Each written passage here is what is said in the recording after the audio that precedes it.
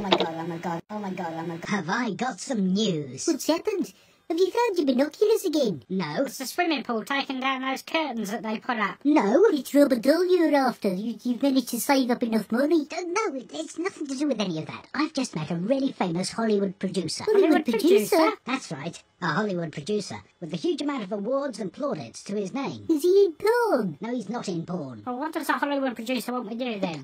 I don't know what he's into. What's his name? I don't know. The important thing is he's invited me to a party at his posh North London pad. Oh. Yes, I'm going to be swanning around with the hoi polloi. With your binoculars? I'm not taking it. It's nothing to do with my binoculars. I don't understand why a person of that sort of ilk would want to bother with somebody like you. Well, he does. Look, I'm going to this party. So they hold Hollywood parties in the afternoon, do they? No, it's this evening. What about your curfew? Curfew. Damn it. Yes, if somebody comes round to check that you're actually abiding by your curfew, you're going to be in a little bit of a trouble. Oh, bugger and toss. Ass. Nipple clamps. What you gonna do? You'll have to ring up and cancel. I'm not cancelling this. This is an opportunity of a bloody lifetime. Must be away. What's that there? It's Uncle Myron. He come round and died. Yes, I think Morris killed him. I think you might have provided me with the solution to my problem.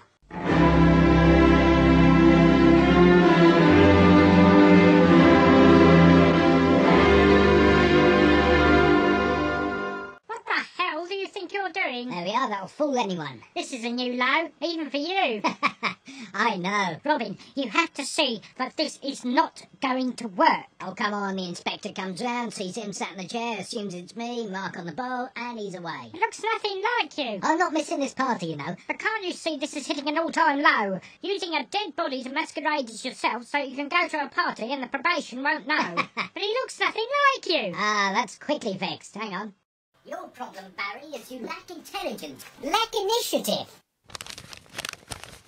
There we are. I defy anyone to be able to tell the difference between me and that. Just when I think you can't go any lower, you manage to get a few more spoonfuls out of the bottom of the barrel, don't you? I better just feed me rabbit. Oh my.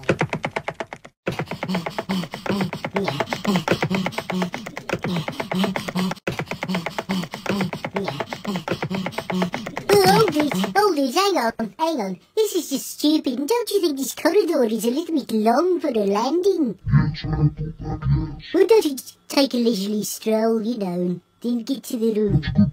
Oh yes, it saves drawing all these doors. God, look at the houses round here. Oh, you'd have to have a fair bit of money. Tennis courts, and swimming pools. And where you've got swimming pools... Okay, careful, Robin. Careful. Keep it together. Big chance. Just gotta find this big-ass house. Yes, this looks like the place. Yes. Well, I made it. Indeed you did, and I can say I'm proud that you're here. Room seems a bit empty. Indeed it does. It's astounding how things can happen and conspire at one precise moment in time. Almost everyone I invited suddenly had some sort of emergency. Babysitters cancelled. Oh, that's terrible. Elton John got stuck in his bus. KG Price was busy because the Ark Royal had just pulled into town. I'll bet. Yes, almost everybody cancelled. Almost everyone? Apart from Nick Knowles. Hi, I'm Nick Knowles, and I've got a funny story about shelves. There was this shelf in Solihull. Oh, God. He started off with his shelf anecdotes. There are over 68,000 shelf anecdotes that he has in his The archive. bastard. I Oh. can see this is going to be a long evening. What are the regulations on the use of firearms in the UK, by the way? On the shelf, like, and fall off the end. Oh dear. There. We'll have no more truck with Nick Knowles and his shelf anecdotes. I know this seems a bit severe, but I had to stop him before he got on to sync units. You've cut his head off. There's no getting round you. Your powers of observation are obviously acutely tuned. Yes, it's true. Me, a top Hollywood producer, has cut off the head of Nick Knowles and stuck it on this pole. But that's murder. Actually, it's just an old Hollywood custom. If you hold a party, then you have to cut one of the guests' head off. It was either him or you, and I know which I'd prefer, and which you prefer as well. Otherwise, it would be your head on this pole, and I'd be listening to more anecdotes about putting up an IKEA wardrobe. You're a nut job. You're a bloody nut job. You know, you're not the first person to reach that conclusion. Oh, yeah. Oh, this is great fun. Come here, Mr. Pickles. Morris. Morris. Oh, Morris, can I ask you what the fuck you think you're doing? I'm just having a little game with me, Rabbit. Oh, for God's sake, how many more times do I have to tell you, Morris? Firstly, we're not supposed to have animals in the flat. A rabbit constitutes an animal, believe it or not. It's worse enough that you're here. Secondly, you haven't cleaned up our flat, Rabbit. I'm stepping in turds all round the bloody place. Thirdly, don't you think he's getting a little bit large for our flat? To be honest with you, I don't know what's wrong with me.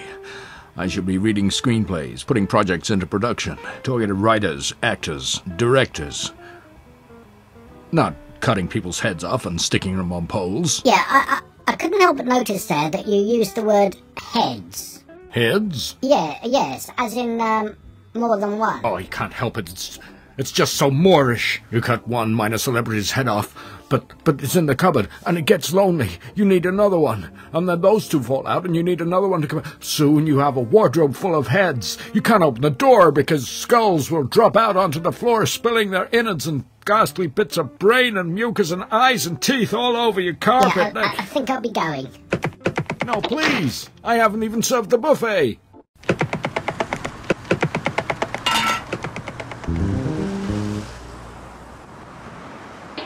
Oh, I love my job checking up these bastards. Oh, I love my... Oh, here we are. Now, Pig.